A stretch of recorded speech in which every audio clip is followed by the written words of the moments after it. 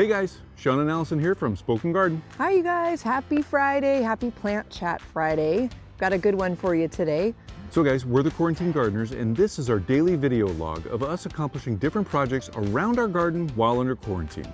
And thank you guys for being here and for joining us today on this Plant Chat Friday.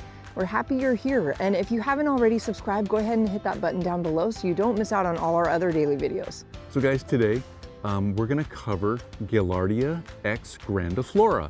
And this is a common Gaillardia plant, also known as blanket flower. We have a couple in our yard and we wanted to share a couple of things about it today with you. We love our blanket flowers. They're a very long blooming perennial, which is awesome. And they're great for pollinators. So we're going to show you our plants, talk about a little plant care, and share some other tips with you that might help you grow your own blanket flowers. Okay guys, so here we are.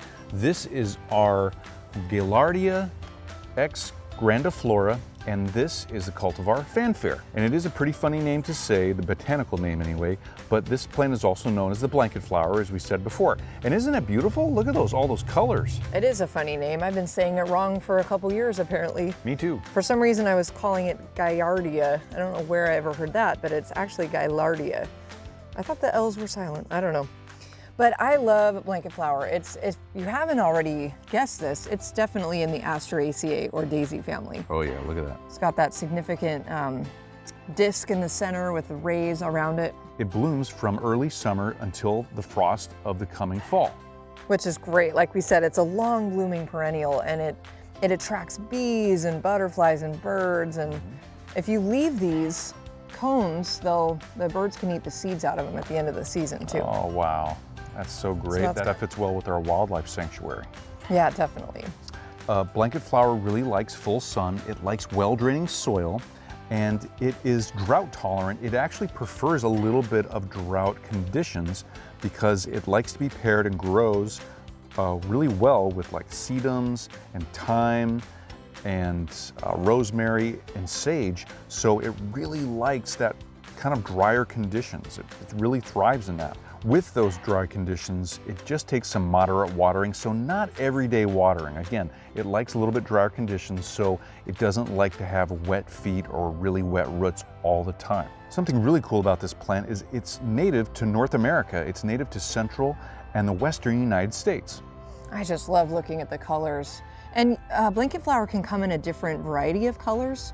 Usually you'll see it in this kind of mix of red and kind of orange and yellow. Often hot pink or lighter pink. These colors are so bright. So Fanfare, this particular cultivar, gets about 1.5 feet wide and high, but some cultivars can get also up to about 4 feet high and maybe 2 to 3 feet wide, depending on which one you buy. This will be perfect for this spot right here. We planted it along a border, kind of along a pathway, and which is a great landscape use for blanket flower. It's also really good for cut flowers.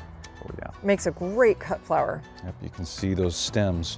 It can have a really good stem right there for a cut flower.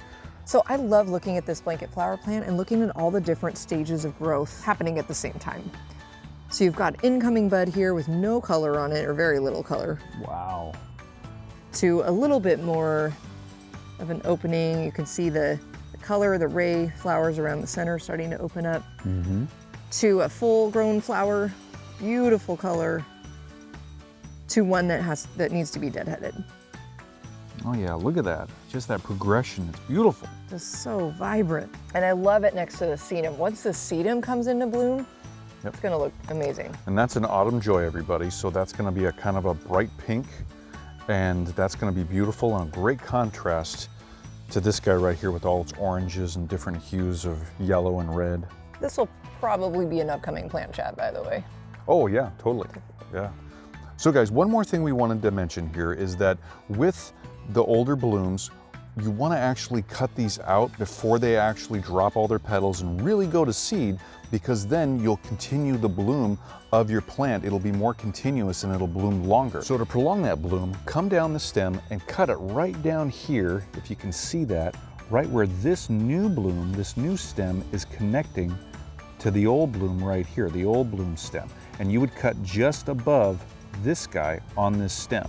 So we would cut it right about here, and that would remove the old stem and the old bloom, and you'd have your new bloom right here ready to pop in. So that's it for this week's plant chat. We hope you enjoyed that. We would love to know if you're growing your own blanket flowers this year and what cultivars if you know.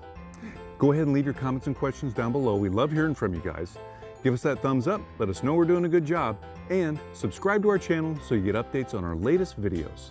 And we'll be back tomorrow with our Garden Tool Saturday with another tool for you. If you haven't had a chance to join us on Saturdays yet, we have been running a garden tool series every Saturday, and we've been highlighting all of our favorite tools that we use every day. We'll show you how to use that tool. We'll show you other uses for that tool you may not have thought about. And also we will demonstrate how to actually use it. So we hope that's helpful. So until then, we'll see you guys tomorrow. Bye everybody. Bye-bye.